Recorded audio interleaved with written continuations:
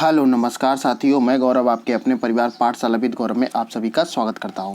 तो आज है 24 मार्च 2021 और 24 मार्च 2021 के जितने भी करंट अफेयर के प्रश्न बनते हैं, इसके साथ साथ में उसके स्टैटिक जीके के जितने भी प्रश्न बनते हैं, उन सभी को इस सेशन में हम लोग साथ में डिस्कस करेंगे। और ये जो क्लास आप लोगों के लिए ये air force, SSC, railway, bank, UPSI, state PCS, super TET, UP triple SC, PT, UP लेखपाल, यानी कि कहने का तात्पर्य है कि जो भी जहाँ भी आपकी करंट अफेयर की क्लास, जहाँ भी करंट अफेयर आती है, वो क्लास आप लोगों के लिए बहुत इंपॉर्टेंट यहाँ पे बन जाती है। ठीक है ना, समझ में आ गया सभी साथियों को। इसके साथ साथ में आप लोगों को क्या करना है, डेली आपको करंट अफेयर की क्लास को डेली नोट करना है, डेली पढ़ना। आधे घंटे का वीडियो होता है, आप उसमें ज़रूर उसको देखिएगा और चीज़ें बहुत अच्छे से आप लोगों को समझ में आएंगी।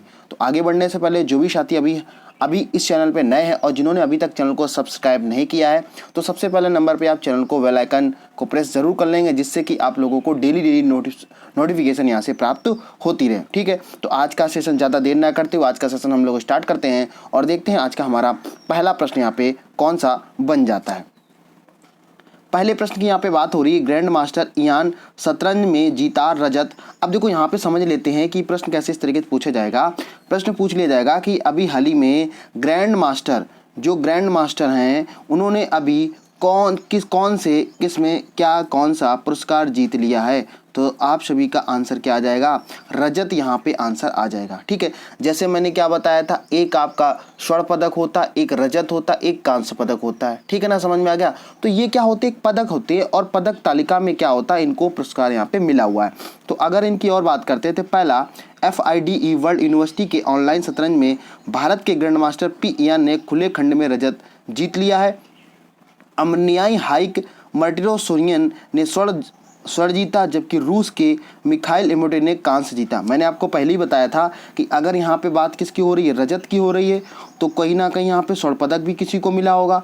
अगर स्वर्ण पदक मिला होगा तो किसी को कांस्य भी मिला होगा। ठीक है, समझ में आ गया सभी साथियों को। इसके साथ साथ में ये आयोजन 18 मार्च 2021 को संपन्न हुआ था। कब हुआ था, 18 मार्च 2021 को संपन्न हुआ था।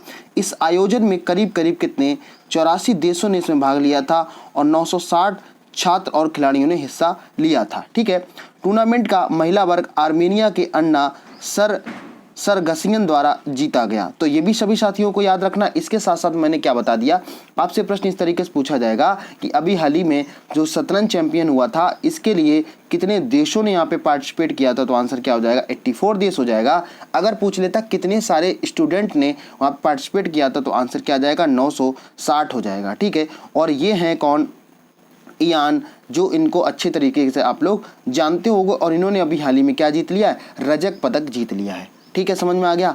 तो आप जब ये सोच के चलिएगा डेली अगर टारगेट बेस बना के चीज़ों को तैयार करेंगे, तो आप भी इसी तरीके से अपने मुकाम को, अपनी मंजिल को जरूर पा सकते हैं। लेकिन ये सब कब होगा, जब आप खुद अंदर से करना चाहेंगे, तब ये चीज़ें हो पाएंगी। अगर आप सोच रहे हो कि नहीं ठीक है, काम सब ऐसे चलता रहेगा, तो सब काम ऐसे चलता रहेगा। लेकिन आप ये सोचिए कि एक दिन मैंने जो टारगेट बनाए हैं, जो छोटे छोटे से आप लोग डेली टारगेट बनाइएगा, उनको अचीव करने में पूरा दिन आप लोग लगा दीजिएगा। ठीक है, समझ में आ गया। इसी तरीके से अगर आप तैयारी करते रहे, तो मैं विश्वास दिला रहा हूँ कि एक दिन आपकी सरकारी नौकरी आपके हाथ में होगी। ठीक है, तो आपको चीज़ें बहुत अच्छे से पढ़नी है, पढ़ने के साथ साथ उसको रिवीजन करना है और रिवीजन करने के साथ में उसको अप्लाई भी करना है। ठीक है, यहाँ तक सभी साथियों को चीज़ें समझ में आ गई होंगी। इसके बाद नेक्स्ट प्रश्न की हम लोग बात करते हैं। नेक्स्ट प्रश्न यहाँ पे है, औपचारिक स्वदेशी ज्ञान प्रणाली स्कूल यहाँ पे शुरुआत कर दिया गया है। अब जरा समझ लेते हैं। अरुणाचल प्रदेश के जो मुख्यमंत्री की यहाँ बात हो रही है, किसकी बात हो रही है, अरुणाचल प्रदेश के मुख्यमंत्री की बात हो रही है। तो अरुणाचल प्रदेश के मुख्यमंत्री कौन है, पेमा खांडू हैं, जो पूर्वी कामेंग जिले में राज्य के पहले औपचारिक स्वदेशी भाषा ज्ञान प्रणाली स्कूल का यहाँ पे उद्घाटन इन्होंने कर दिया है। ठीक है, समझ में आ गया। तो अगर हम यहाँ पे बात करते हैं, 19 मार्च 2021 को सेप्पा के पास रंगांव में नायबू नैबगम एरोको नाम के अपने तरह के पहले स्कूल का उद्घाटन इन्होंने कर दिया है। स्कूल स्वदेशी परंपराओं, संस्कृति, भाषा को बढ़ावा देने का और संस्कृत करने के लिए यहाँ पे मांग करेगा। तो कुल मिला के आपको औपचारिक स्वदेशी जो क्या नाम यहाँ पे ग्रांड प्लाडी स्कूल यहाँ पे अभी खोल दिया गया है। तो ये कौन से राज्य में खोला गया, तो आंसर क्या हो जाएगा, अरुणाचल प्रदेश हो जाएगा। अगर अरुणाचल प्रदेश के CM की बात करते हैं, तो आंसर क्या आ जाएगा, प्रेमा खांडू यहाँ पे हो जाएगा। और ये जो आप यहाँ साइड से खड़े नजर आ रहे हैं, ये कौन है, प्रेमा खांडू है। ठीक है, समझ में आ गया। तो इसकी अगर हम बात करें, तो इसकी यहाँ पे कब इसको कब किया गया था? 19 मार्च को ये किया गया था। ठीक है, तो इसी के तरीके क्या एक स्कूल बना दिया गया है, नयूवु न्यवगम येरुको नाम के अपने तरह के पहले स्कूल का उद्घाटन इन्होंने कर दिया है। तो किसने किया है? सीएम पेमा खांडू ने किया है। और ये क्या करेगा?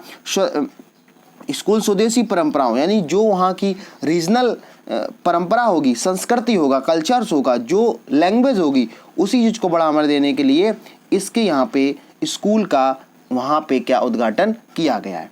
ठीक है, आई थिंक मुझे उम्मीद है कि सभी साथियों को पूरी बात यहाँ पे समझ में आ गई होगी। आज के नेक्स्ट पॉइंट की बात करते हैं। नेक्स्ट पॉइंट है पशुओं के लिए भारत का पहला एम्बुलेंस नेटवर्क यहाँ पे बना दिया गया है। तो हम जरा बात करेंगे, आपसे इस तरीके से प्रश्न पूछा जा सकता है, अभी हाल ही में पशुओं के लिए भारत का पहला एम्बुलेंस नेटवर्क कहां पर बनाया गया है? आप सभी साथी ध्यान से समझेंगे। प्रश्न क्या है? पशुओं के लिए अभी हाल ही में भारत का पहला एम्बुलेंस नेटवर्क कहां पर बनाया गया? तो आप सभी का आंसर यहाँ पे क्या आ जाएगा? यहाँ पे आ जाएगा आंध्र प्रदेश। ठीक है, समझ में आ गया। तो अब जरा हम लोग इसको साथ साथ में डिस्कस कर लेते हैं और इससे क्या क्या प्रश्न निकल के आ सकते हैं। यहाँ पर बात हो रही आंध्र प्रदेश में पशु चिकित्सा क्षेत्र को बढ़ावा देने के लिए सरकार ने पशुओं के लिए भारत की पहली मोबाइल एम्बुलेंस सेवा को स्थापित करने का यहाँ पे निर्णय ले लिया। तो अगर आपसे प्रश्न पूछा जा सकता है भारत की पहली मोबाइल एम्बुलेंस सेवा स्थापित करने का जो निर्णय लिया गया वो कौन से स्टेट ने लिया है? तो आंसर क्या आ जाएगा? आंध्र प्रदेश आ जाएगा। ठीक है, यहीं पे अगर हम बात करते हैं पशुपालन विभाग के आगे प्रत्येक विधानसभा क्षेत्र में एक मोबाइल एम्बुलेंस पशु चिकित्सा क्लिनिक स्थापित करने का निर्देश भी यहाँ पे दिया गया है। और कुल 175 मोबाइल एम्बुलेंस पशु चिकित्सा क्लिनिक विधानसभा क्षेत्र में रखे जाएंगे। कुल मिला के सीधे से क्या होगा, जैसे क्या होता अभी तक आपने सुना होगा कि जो भी मनुष्य होते हैं, मनुष्यों के लिए एम्बुलेंस आती थी, अगर उनको बीमार पड़ जाते हैं तो एक अपने घर से लेकर और उनको हॉस्पिटल तक पहुंचाने का जो काम करते थे वो एम्बुलेंस करती थी। इसी के तरीके से क्या पशुओं के लिए भी पहला जो एम्बुलेंस है वो बना दिया गया। और कहां पे लागू कर दिया गया? तो इसका आंसर क्या आ जाएगा? आंध्र प्रदेश यहाँ पे बिल्कुल राइट आंसर हो जाएगा। ठीक है, समझ में आ गया। तो यहाँ से देखो आपको कुछ इस तरीके से दिख रहा होगा, क्या लिखा है? Dog protection programme. ठीक है, एनिमल एम्बुलेंस। तो एनिमल एम्बुलेंस की अगर बात होगी तो यहाँ पे आंसर क्या आ जाएगा? आंध्र प्रदेश यहाँ पे बिल्कुल राइट आंसर आ जाएगा। ठीक है, समझ में आ गया सभी साथियों को। अगर चीजें आप लोगों को समझ में आ रही हैं तो आप लोग प्लीज क्लास को शेयर करिएगा, लाइक करिएगा। डेली की डेली आप लोगों को इतना टारगेट मैं देता हूं, जो देखते हैं कि कितने सारे लोग यहाँ पे डेली क्लास को शेयर करते हैं। ठीक है, आगे हम लोग नेक्स्ट प्रश्न की बात करते हैं। नेक्स्ट प्रश्न है यहाँ पे विश्व मौसम विज्ञान 23 मार्च को यहाँ पे मनाया गया। आप जरा समझ लेते हैं यहाँ पर बात किसकी हो रही है? 23 मार्च की बात हो रही है। 23 मार्च की अगर हम बात करें तो क्या मनाया जाता है? विश्व विज्ञान दिवस यहाँ पे मनाया जाता है। मैंने आपको कितनी बार इस चीज़ को बताया हुआ है कि जब भी आपको मैं दिवस पढ़ाऊँ तो आप उसमें से केवल और केवल इतना याद रखेंगे, थीम से रिलेटेड प्रश्न जरूर आता है, जरूर आता है, मतलब जरूर आता है। आप इस चीज़ को गांठ में बांध लें, अच्छे से उसको तैयार करें और चीज़ों को आप कॉपी में नोट जरूर करते चलें, क्योंकि जब आपको ये प्रश्न देखने को मिलेगा ना, अगर आपने एक बार पढ़ा है तभी आप वहाँ पे एग्जाम में कर पाएंगे। ठीक है, तो विश्व मौसम दिवस हर साल 23 मार्च को यहाँ पे मनाया जाता है। अगर इसकी बात करिए मौसम विश्व मौसम संगठन की स्थापना करने वाले सम्मेलन के 23 मार्च 1950 को लागू होने को याद दिलाता है। और ये 2021 में विश्व मौसम विज्ञान दिवस की जो थीम है वो क्या है? समुद्र हमारी जलवायु और मौसम विषय के लिए समर्पित है। तो इस तरीके से आपको प्रश्न पूछा जाएगा, इस वर्ष की थीम क्या है? तो आंसर क्या आ जाएगा? समुद्र जो है हमारी जलवायु और मौसम। 1961 में विश्व मौसम विज्ञान संगठन ने 23 मार्च को संयुक्त राष्ट्र मौसम के विज्ञान के रूप में नामित किया गया था। तो अगर आपसे पूछ लेता है कि भाई इसकी स्थापना कब हुई थी, तो आपका आंसर क्या आ जाएगा? 23 मार्च 1950 को हुआ था। अगर ये पूछ लेता है कि भाई इसको नामित कौन किया गया था, तो आपको किस तरीके से याद रखना, 1961 में जो मौसम विज्ञान संगठन ने 23 मार्च को इसको नामित करने का मतलब इसको नाम दिया गया था। तो ये भी सभी साथियों को यहाँ पे याद रखना है। जैसा मैंने आपको क्या बताया, इतनी बार मैंने बार बार चीज़ों को बताता हूँ कि आपको जितने भी आपके डेज आ रहे हैं, जितने भी डेज हैं, दिवस हैं, उन सभी की थीम तो आपको याद रखनी ही पड़ेगी। ठीक है, आई थिंक मुझे उम्मीद है। और इंग्लिश में इसको क्या बोलते हैं? Meteorological day. तो ये भी सभी साथी कभी कभार क्या होता है कि सीधे सीधे मौसम विज्ञान ना देके सीधे सीधे मेट्रोलॉजिकल डे आपसे पूछ लेता है, तो आपको कहीं ना कहीं क्या होगी, कई सारी समस्या आ सकती है। ठीक है, इसके बाद में आगे नेक्स्ट प्रश्न की हम लोग बात करते हैं। नेक्स्ट प्रश्न है, दिल्ली सरकार ने आबकारी नीतियों में सुधारों की घोषणा यहाँ पे कर दी है। अब देखो पहले ये समझ लेते हैं आबकारी क्या होता है। अगर ये समझ में आ गया तो आपको पूरा का पूरा प्रश्न समझ में यहाँ पे आ जाएगा। देखो आबकारी से सीधा सा तात्पर्य यहाँ पे अगर हम बात करें तो आपको कुछ भी याद रखने की जरूरत, इतना याद रखना कि यहाँ पे बात किसकी हो रही है, यहाँ पर बात हो रही है अल्कोहल की। किसकी बात हो रही है? अल्कोहल। अल्कोहल में कौन कौन आता है? वहाँ आता है शराब। ठीक है, समझ में आ गया। तो देखा होगा जो आबकारी विभाग होता है, जो आबकारी डिपार्टमेंट होता है, जैसे यहाँ पे कोई अगर ठेका लेना चाह रहा है तो ठेका लेने में क्या होता है, उसका 1 साल का पंजीकरण कराना पड़ता है। उसी को बेस में रखते हुए यहाँ पे आबकारी नीतियों में सुधार करने की यहाँ पे घोषणा कर दी है। तो वो कौन से स्टेट ने करी? तो आंसर क्या आ जाएगा? दिल्ली सरकार ने यहाँ पे कर दी है। आपसे पूछ लिया जाएगा अभी हाल ही में आबकारी नीति सुधारों में किसने घोषणा की है? तो आंसर क्या आ जाएगा? दिल्ली सरकार के द्वारा इसकी घोषणा की गई है। अब जरा एक एक पॉइंट को हम लोग समझते हैं कि कौन कौन सी घोषणा यहाँ पे की गई है। तो पहला पॉइंट आपको क्या याद रखना, दिल्ली सरकार ने आबकारी नीति में सुधारों की घोषणा करते हैं जिसे मंत्रियों की सिफारिशों के आधार पर कैबिनेट में मंजूरी किया गया है। यह राष्ट्रीय राजधानी दिल्ली में शराब माफिया के एक कड़ा झटका है। तो अगर यहाँ पे बात करते हैं तो ये अगर कोई सुधार हो रहा तो कहीं ना कहीं कुछ सरकार को बेनिफिट होगा, इसीलिए उन चीज़ों को क्या करती है, लागू कर देती है। राष्ट्रीय राजधानी में शराब पीने की कानूनी उम्र 25 वर्ष से घटाकर कितनी कर दी गई है? 21 वर्ष यहाँ पे कर दी गई है। मतलब आप अगर अभी तक क्या था, 25 वर्ष से जो कम उम्र के थे वो शराब नहीं पी सकते थे, लेकिन अब दिल्ली सरकार ने क्या किया, यहाँ पे 21 वर्ष यहाँ पे कर दिया। और ये केवल अगर मेरे हिसाब से देखा जाए तो केवल वोट बैंक के लिए किया गया, बाकी इससे कोई बेनिफिट होने वाला नहीं है। ठीक है ना। देखा होगा आज 18 साल से या 17 साल के जो लड़के होते हैं वो भी ड्रिंकिंग करने लगते हैं। ठीक है, तो इसी की अगर हम आगे बात करते हैं, दिल्ली में कोई नई शराब की दुकानें नहीं खोली जाएंगी और नई नीति लागू होने के बाद दिल्ली आबकारी राजस्व का 1500 करोड़ से बढ़ाकर 2000 करोड़ रुपए की होने की संभावना है। ठीक है, समझ में आ गया। तो आपको इस तरीके की चीज़ें याद रखनी है। और इनकी बात करें तो ये कौन है? मनीष सिसोदिया हैं। ठीक है, समझ में आ गया होगा कि चीज़ें आपको कैसे याद रखनी है।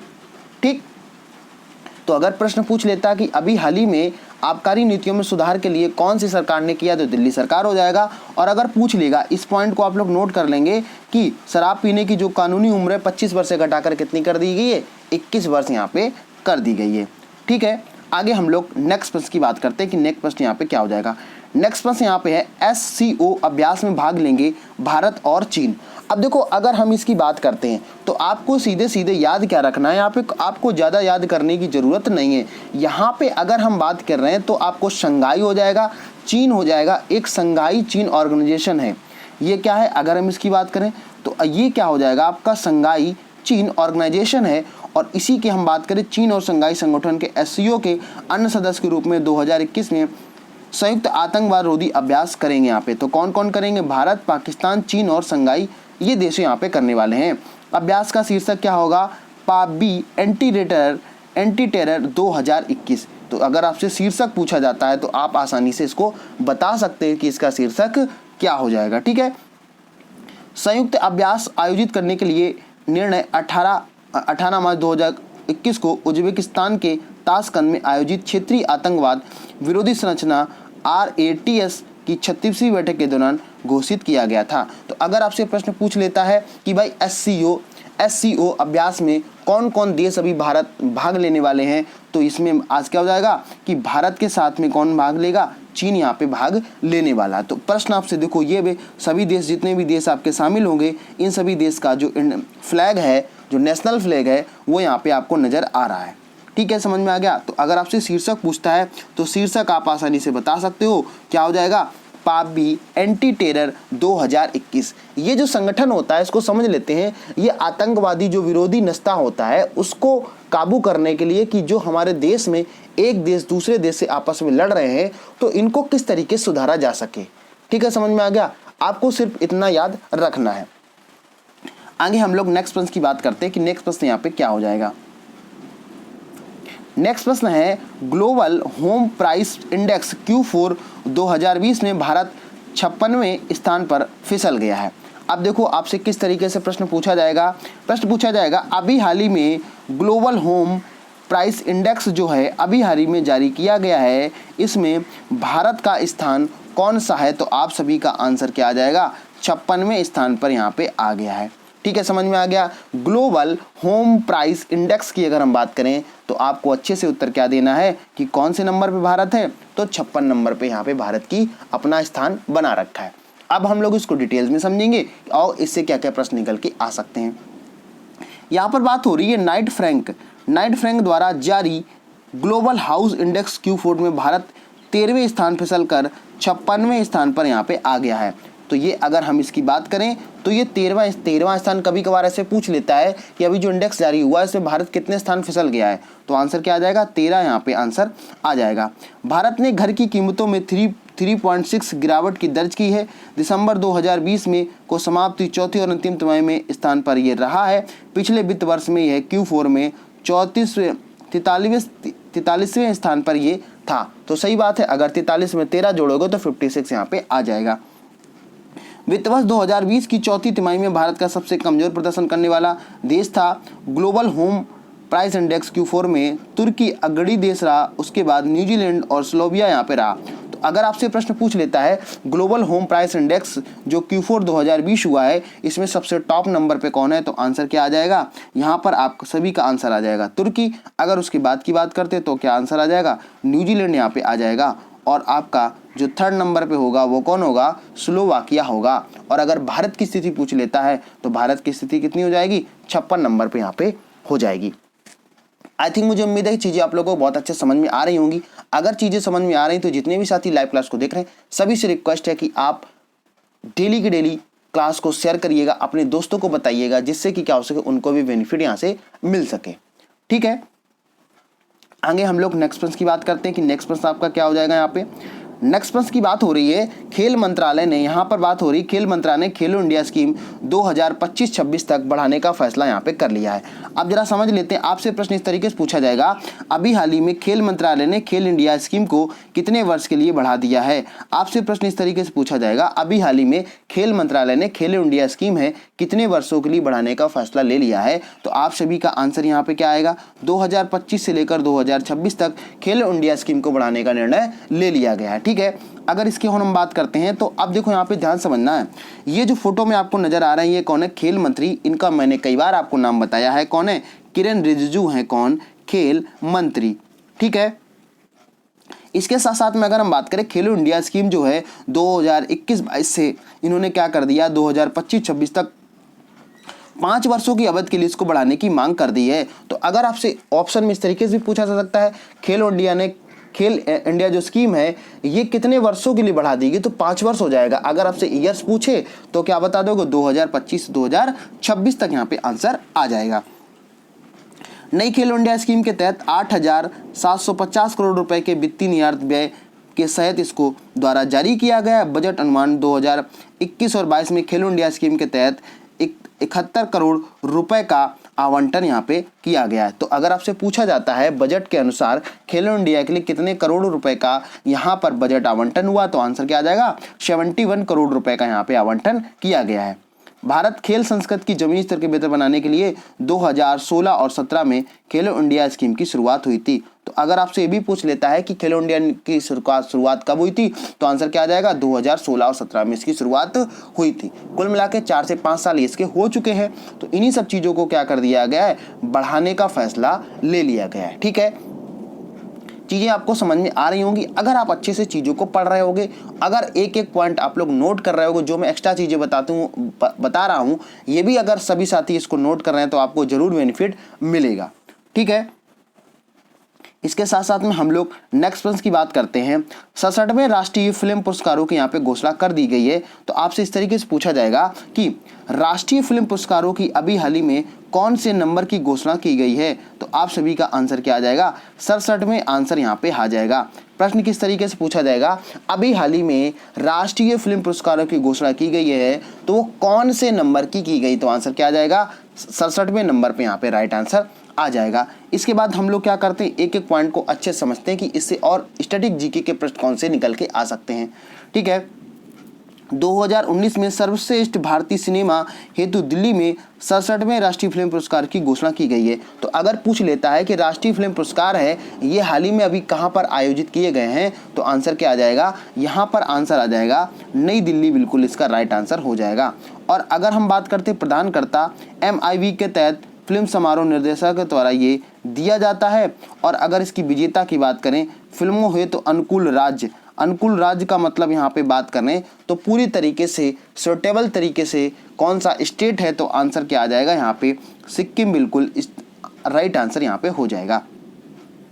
इसके साथ साथ में आगे हम लोग बात करते हैं सिनेमा पर सर्वश्रेष्ठ पुस्तक का पुरस्कार यहाँ पे एक Gandhian affair India's curious portrayals of love in cinema वायद संजय सूरी, ये भी आपको पुरस्कार याद रखना है। इसके साथ साथ बेस्ट फीचर फिल्म का यहाँ पे मरक्कर, यहाँ पे lion of the Arabian Malayalam भाषा में इसको मिला गया, तो ये भी अगर पूछ लेता है। और अगर बेस्ट अभिनेता की बात करें तो मनोज वाजपेयी और धनुष को यहाँ पे मिला हुआ है। ठीक है, धनुष को आप लोग जानते हो जिसने गाना गाया था कोलावेरी डी वाला, ठीक है ना, हाँ, या आपने देखा होगा रांझड़ा मूवी में वो आया, क्या नाम, जो एक्टर हैं वही धनुष के नाम से, ठीक है। और मनोज वाजपेयी को तो बहुत अच्छे से आप लोग जानते ही होंगे। ठीक है, तो नेशनल फिल्म अवार्ड जो अभी हाल ही में जारी कर दिया है, कौन से नंबर के जारी किया, तो 67वें नंबर पर। ये आयोजित कहाँ हुए, तो आंसर क्या आ जाएगा, नई दिल्ली हो जाएगा। अगर आपसे पूछ लेता है कि अनुकूल राज्य के लिए किसको पुरस्कार मिला, तो सिक्किम हो जाएगा। ठीक है, अगर पूछे अभिनेता के लिए तो मनोज वाजपेयी और धनुष के लिए यहाँ पे इसको प्रदान किया गया है। आई थिंक, मुझे उम्मीद है चीज़ें आपको समझ में आ रही होंगी। अच्छे से आपको समझना है, एक एक पॉइंट को आपको कोई भी पॉइंट स्किप नहीं करना है। ठीक है, इसके बाद में विश्व क्षय रोग दिवस यहाँ पे 24 मार्च को मनाया गया। अब देखो समझ लेते हैं, कई सारे साथियों को पता नहीं होगा तो उनको बता देता हूँ। जो क्षय रोग होता है इसको इंग्लिश में क्या बोलते हैं, इसको टीबी बोलते हैं। और टीबी का मतलब होता है ट्यूबरक्लोसिस।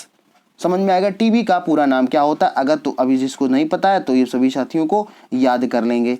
ठीक है ना, ट्यूबरक्लोसिस की अगर यहाँ पे बात हो रही है तो विश्व क्षय दिवस जो है ये 24 मार्च को मनाया जाता है। यानी आज है आपकी 24 मार्च और 24 मार्च को ही विश्व क्षय दिवस यहाँ पे मनाया जाता है। तो अब इसके जो भी प्रश्न बनते हैं उनको भी साथ में हम लोग डिस्कस कर लेते हैं। टीबी के विनाशकारी स्वास्थ्य, सामाजिक और आर्थिक परिणामों के बारे में सार्वजनिक जागरूकता बढ़ाने के लिए प्रत्येक 24 मार्च को विश्व क्षय दिवस यहाँ पे मनाया जाता है। तो ये सभी साथियों को साथ में याद रखना है।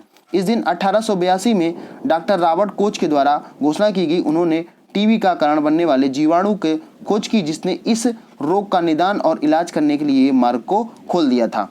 ठीक है, इसी की अगर हम और बात करते हैं, विश्व टीबी दिवस जो है 2021 की विषय वस्तु, अगर विषय वस्तु की मतलब मैंने क्या बताया था, थीम की बात यहाँ पे हो रही है, द क्लॉक इज टिकिंग।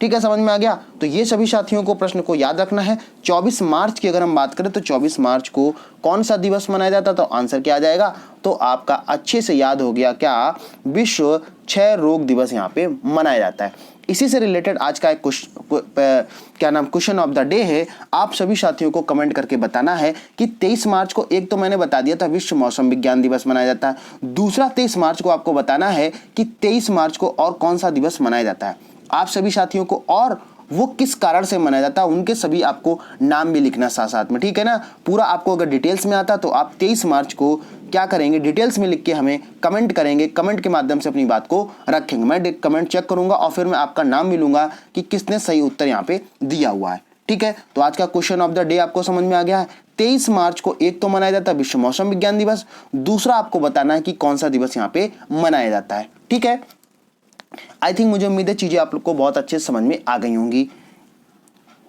इसके साथ साथ में जो भी साथी यहाँ तक आ गए हैं और जो साथी बिल्कुल ही नए हैं और अभी तक हमारे चैनल को सब्सक्राइब नहीं किया है, तो सभी साथियों से रिक्वेस्ट है कि सबसे पहले नंबर पे आप चैनल को यहाँ पे सब्सक्राइब जरूर कर लेंगे, और जिससे कि क्या होगा, आपको बेनिफिट जरूर मिलने वाला। आगे आगामी कक्षाएं जो होंगी ये आपकी बिल्कुल फ्री ऑफ कॉस्ट होंगी, जिसका कोई भी चार्ज आप लोगों से नहीं लिया जाएगा। इसके साथ साथ में आप लोगों को बेल आइकन भी प्रेस कर लेना है। बेल आइकन से बेनिफिट आपको ये होगा कि जैसे कोई वीडियो अपलोड होती है, जैसे मैं लाइव क्लास में आता हूँ, तो आपको नोटिफिकेशन यहाँ पे आ जाएगा कि क्लास यहाँ पे शुरुआत हो चुकी है। ठीक है, इसके साथ साथ में आप लोगों को लाइक करना है। लाइक तो आपको डेली करना ही करना है, लाइक करना है, और इसके साथ साथ में शेयर करना। जो भी आपके फ्रेंड सर्कल हैं, जो भी आपके दोस्त हैं, जो भी रिलेशन के लोगों, सभी लोगों को बताइएगा कि यहाँ पे आपकी क्लास यहाँ पे शुरुआत हो चुकी है। और वो लोग पैसे इन्वेस्ट नहीं कर सकते तो आप फ्री क्लास उनको तक पहुंचा सकते हो। ठीक है ना, क्योंकि मैंने क्या बताया था, ज्ञान तो हर कोई दे रहा है, लेकिन आप किसी दूसरे को खुश करके देखिए, आपको बहुत बेनिफिट मिलेगा। ठीक है ना, समझ में आ गया। इसके साथ में आप लोगों को कमेंट करना है, कमेंट करके आपका जो क्वेश्चन ऑफ द डे है मैं फिर से रिपीट कर देता हूं। 23 मार्च को एक तो मनाया जाता है क्या, विश्व मौसम विज्ञान दिवस, दूसरा आपको बताना है कौन सा दिवस यहाँ पे मनाया जाता है। ठीक है, इसके साथ साथ आप चाहें तो हमें फेसबुक पे, इंस्टाग्राम पे और ट्विटर पे फॉलो कर सकते हैं, और आपको सर्च करना है पाठशाला विद गौरव। और जिन साथियों को इसकी पीडीएफ मिलने में समस्या आ रही है तो वो सभी साथी क्या करें, हमारा टेलीग्राम चैनल पाठशाला विद गौरव को ज्वाइन कर लेंगे। वहाँ से आपको डेली की डेली पीडीएफ जो है सभी साथियों को डेली की डेली पीडीएफ वहाँ पर प्रोवाइड कराई जा रही है। ठीक है, समझ में आ गया सभी साथियों को। तो यहाँ तक आप, मुझे उम्मीद है कि आपको सेशन आज का समझ में आया होगा, पूरी चीज़ें एक एक पॉइंट आपको समझ में आया होगा। ठीक है, तो फिर मिलते हैं किसी नेक्स्ट वीडियो में नेक्स्ट अपडेट के साथ में। तब तक के लिए पढ़ते रहिए, खुश रहिए, जय हिंद।